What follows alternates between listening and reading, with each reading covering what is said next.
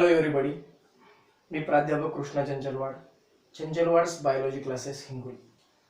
तर फ्रेंड्स, आपण या आधीच्या व्हिडिओमध्ये म्हणजेच ह्युमन फिजिओलॉजी नावाच्या चॅप्टरमध्ये ह्युमन फिजिओलॉजी नावाच्या युनिटमधील बॉडी फ्लुइड अँड सर्क्युलेशन ह्या चॅप्टरचा एक व्हिडिओ पाहिलेला आहे. बॉडी फ्लुइड अँड सर्क्युलेशनच्या पहिल्या व्हिडिओमध्ये आपण फक्त बॉडी फ्लुइड पाहिलेला आहे, म्हणजे ब्लडवर कंपोजिशन वगैरे पाहिलेलं आहे. आता आपल्याला पाहायचं आहे ह्या चॅप्टरमध्ये, ह्या व्हिडिओमध्ये ह्युमन हार्ट. तर फ्रेंड्स, ह्युमन हार्ट म्हणजे कसं पहा, तर ह्युमन हार्टचं स्ट्रक्चर एकदम जनरल आहे. नॉर्मली बघा, आपण ह्युमन हार्ट म्हटल्यानंतर कसं इमॅजिन करतो,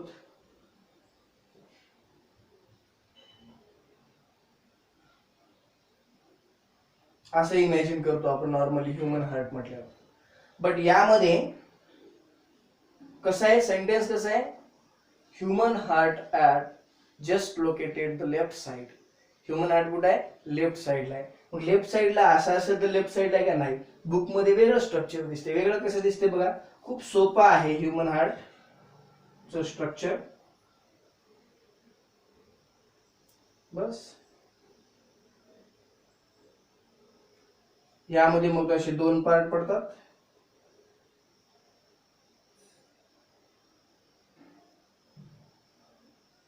परत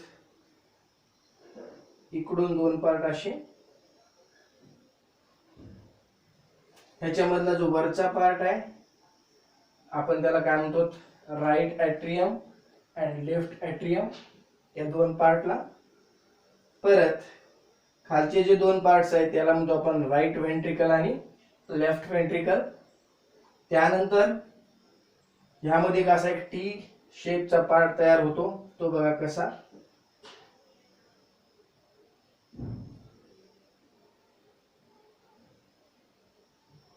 हा जो टी शेपचा पार्ट तयार व्हायलाय ह्याला आपण म्हणतो, काय म्हणतो बघा, ह्या पार्टला आपण टी शेपचा जो पार्ट आहे त्याला म्हणतो आपण पल्मोनरी आर्टरी. परत असा एक एस टाईपचं स्ट्रक्चर तयार होते. एस टाईपचं जे स्ट्रक्चर तयार व्हायलंय त्याला आपण काय म्हणतो पहा, इथे तुम्हाला समजूनच आहे. म्हणजे डायग्राम खूप सोपी आहे. बुक मधून पाहिल्यानंतर खूप अवघड वाटते डायग्राम, तेवढी अवघड नाही, खूप सोपी आहे. पहा, याच्यामध्ये तुम्हाला लक्षात येऊन जाईल कसं. आता ह्युमन हार्ट मध्ये 4 चेंबर्स आहेत. Human heart 4 chamber. त्यामध्ये राईट ॲट्रियम 1, लेफ्ट ॲट्रियम 2, नंतर राईट व्हेंट्रिकल 3, लेफ्ट व्हेंट्रिकल 4. असे किती चेंबर्स आहेत? 4 चेंबर्स आहेत. मग त्याच्यात कसं कसं होते, ब्लड कसं ट्रान्सफर होते बघा, पाहायचं आपल्याला. Deoxygenated blood transfer from body parts to right atrium. Deoxygenated blood कुठून कुठं? बॉडी पार्ट्स कडून राईट ॲट्रियम मध्ये येते. आणि ते आणते कोण बरं? Superior vena cava and inferior Vena कावा. हे दोन पार्ट्स काय करतात? डिऑक्सिजनेटेड ब्लड ट्रान्सफर करतात. Deoxygenated blood transfer from the body parts to right atrium by the superior vena cava and inferior Vena कावा. नंतर तेच डिऑक्सिजनेटेड ब्लड कुठून कुठे ट्रान्सफर होते? मग राईट ॲट्रियम मधून कुठे ट्रान्सफर होईल ते ब्लड? राईट व्हेंट्रिकल मध्ये ट्रान्सफर होते. राईट व्हेंट्रिकल मध्ये ट्रान्सफर झाल्याच्या नंतर तेच ब्लड राईट व्हेंट्रिकल कडून आणि कशाच्या थ्रू ट्रान्सफर होते? दोन व्हॅल्व्स आहेत, त्याला काय म्हणतो आपण? बायस्पिड व्हॅल्व असं म्हणतो. These valves are responsible for the transfer of blood from right atrium to right ventricle. आणि हेच व्हॅल्व्स काय आहेत बरं? It is prevention the back flow of the blood from the right ventricle to right atrium. म्हणजे त्या ब्लडला reverse जाऊ देत नाही. आणि तेच ब्लड कुठून कुठे गेलं? मग बघा, बॉडी पार्ट्स कडून आलं राईट ॲट्रियम मध्ये, राईट ॲट्रियम कडून राईट व्हेंट्रिकल कडे, आणि राईट व्हेंट्रिकल कडून पल्मोनरी आर्टरीच्या थ्रू कोणाकडे गेलं? इकडं लंग्स कडे. कोणतं ब्लड होतं? Deoxygenated blood. बघा, डिऑक्सिजनेटेड ब्लड कुठून कुठं? Deoxygenated blood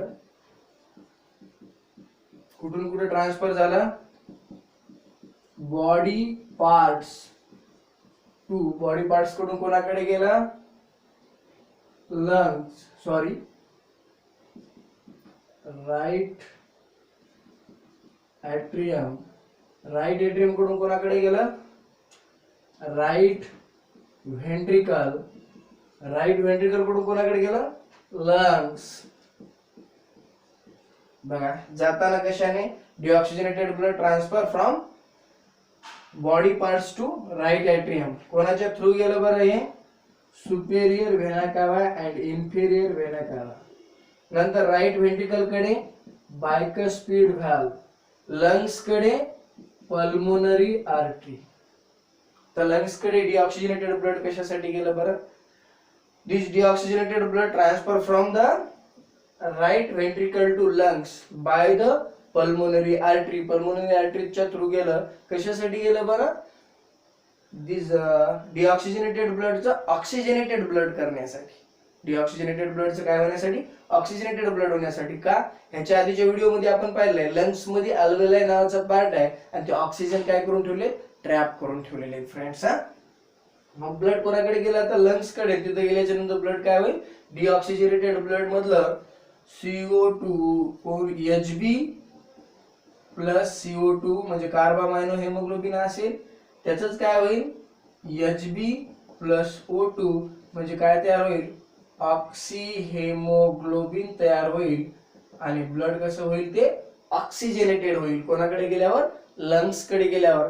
this deoxygenated blood convert in the oxygenated, elimination of carbon dioxide from this blood.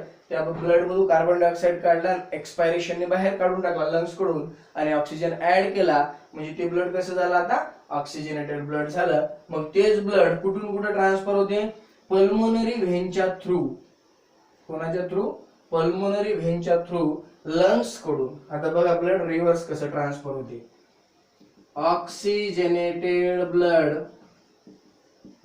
कुठून कुठे गेला, लंग्स कडून. कोणाकडे गेलं, लंग्स कडून आणि पल्मोनरी व्हेनच्या थ्रू. हा कोणाकडे गेलं, लेफ्ट ऍट्रियम. लेफ्ट ऍट्रियम कडून कुठे गेलं, ते लेफ्ट व्हेंट्रिकल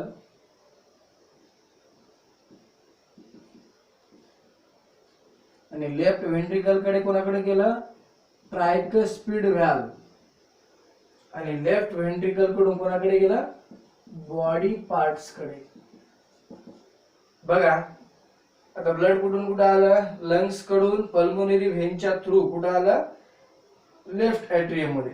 लेफ्ट ऍट्रियम मधून ब्लड कुठे गेला, लेफ्ट व्हेंट्रिकल मध्ये. कशाच्या थ्रू, या ट्रायकस्पिड व्हॅल्वच्या थ्रू. हे व्हॅल्व कशासाठी असतात, prevention the back flow of the blood, only forward. Backward blood transfer होत नाही, फॉरवर्डच पुढेच ट्रान्सफर केलं जातं. नंतर हेच ब्लड कुठं, हे तुम्हाला एस टाईपचा असं सिस्टमिक आर्टा दिसायला, एस टाईपचा. This systemic aorta responsible for the transfer of oxygenated blood from the left ventricle to body parts. म्हणजे आता हे ब्लड कुठे चाललंय, बॉडी पार्ट्स कडे चाललेलं ब्लड कोणतं आहे, ऑक्सिजनेटेड ब्लड आहे फ्रेंड्स. बघा 4 चेंबर, 2 ऍट्रियम 2 व्हेंट्रिकल्स. आता ऍट्रियम आणि व्हेंट्रिकल्सला डिव्हाइड करणारा पार्ट कोणता आहे बघा, हे जो पार्ट आहे, असा जो पार्ट आलेला आहे त्याला काय म्हणतो आपण, सिस्टेमिक त्याला काय म्हणतो आपण, इंटर व्हेंट्रिक्युलर सेप्टम. 2 व्हेंट्रिकल्स मध्ये दिसणाऱ्या पार्टला काय म्हणालो आपण, इंटर व्हेंट्रिक्युलर सेप्टम. आणि 2 ऍट्रियाच्या मध्ये असणाऱ्या पार्टला काय म्हणतो आपण, इंटर ऍट्रियल सेप्टम. म्हणजे अशी किती, 1 2 3 4 अशी ह्युमन हार्टचे किती 4 चेंबर्स झाले. आणि तुम्हाला त्याच्या ब्लड व्हेसल सुद्धा कळायला, कोणतं ब्लड व्हेसल्स कुठं ब्लड घेऊन जाते. तर बघा फ्रेंड्स, असं ब्लड कुठून कुठं, deoxygenated blood transfer from the body parts to right ventricle. Right ventricle मध्ये आलं, कोण कोण आणलं, सुपेरियर व्हेना कावा आणि इन्फेरियर व्हेना कावा. आता तेच ब्लड राईट ऍट्रियम मधून कोणाकडे गेलं, राईट व्हेंट्रिकल कडे गेला. कशाच्या थ्रू गेला, बायकस्पिड व्हॅल्वच्या थ्रू गेला. आणि राईट व्हेंट्रिकल कडून तेच ब्लड कुठे गेला, लंग्स कडे गेला. कोणाच्या थ्रू गेला, पल्मोनरी आर्टरीच्या थ्रू गेला. नंतर आता लंग्स कडे गेला, ऑक्सिजनेटेड झालं ते ब्लड. ऑक्सिजनेटेड झालेलं ब्लड, ऑक्सिजनेटेड ब्लड कोणाकडून, लंग्स कडून. कोणाकडून, लंग्स कडून कोणाकडे आलं, पल्मोनरी व्हेनच्या थ्रू लेफ्ट ऍट्रियम मध्ये आलं. लेफ्ट ऍट्रियम मधून कुठे आलं ते लेफ्ट व्हेंट्रिकल मध्ये आलं. लेफ्ट व्हेंट्रिकल मधून कुठे गेलं ते बॉडी पार्ट्स कडे. बॉडी पार्ट्स कडे कशाच्या थ्रू सिस्टमिक आर्टच्या थ्रू. म्हणजे डिऑक्सिजनेटेड ब्लड बॉडी मध्ये हार्ट मध्ये येतं आणि हार्ट मधून बाहेर पडतं. हे किती वेळात होते बरं टोटल प्रोसेस 0.8 सेकंड मध्ये. किती वेळात होते 0.8 सेकंड मध्ये. हार्ट बीट्स, आता हार्ट बीट्स किती हार्ट बीट्स असतात एका मिनिटामध्ये 1 मिनिट एका मिनिटामध्ये किती असतात 72 हार्टबीट असतात. म्हणजे एक हार्टबीट किती वेळात असते एक हार्टबीट किती वेळात असते मग किती वेळात असते बरं 0.8 सेकंड मध्ये एक हार्टबीट असते. आणि एक मिनिटामध्ये किती 72 हार्टबीट असतात. मग आता बघा जवळपास किती एक मिनिटामध्ये अबाउट 5 लिटर ब्लड किती अबाउट 5 लिटर ब्लड काय केलं जातं पंप आउट केलं जातं हार्ट मधून. किती लिटर ब्लड पंप आउट केलं जातं 5 लिटर ब्लड. म्हणजे असं 0.8 सेकंड मध्ये ही सगळी प्रोसेस होते. मीन्स आणि एक हार्टबीट तयार होते त्याची. एवढी प्रोसेस झाली की एक हार्टबीट इनपुट आउटपुट म्हणजे काय व्हाय हार्टबीट तयार होईल. आलं का लक्षात. तर बघा हे तुम्हाला ह्युमन हार्ट लक्षातच आलं असेल. परत ते ब्लड कसं ट्रान्सफर होते हे पण लक्षात आलं असेल. आपल्याला एक पॉइंट राहिलाय पाहायचा. बघ कोणता पॉइंट राहिलेला आहे ब्लड व्हेसल्स नावाचा. बॉडीमध्ये 3 टाईपचे ब्लड व्हेसल्स आहेत आर्टरीज कॅपिलरीज अँड व्हेन्स. आता आर्टरीज बद्दल स्पेशल कॅरेक्टर काय बघा बॉडी मधल्या all arteries are transfer oxygenated blood.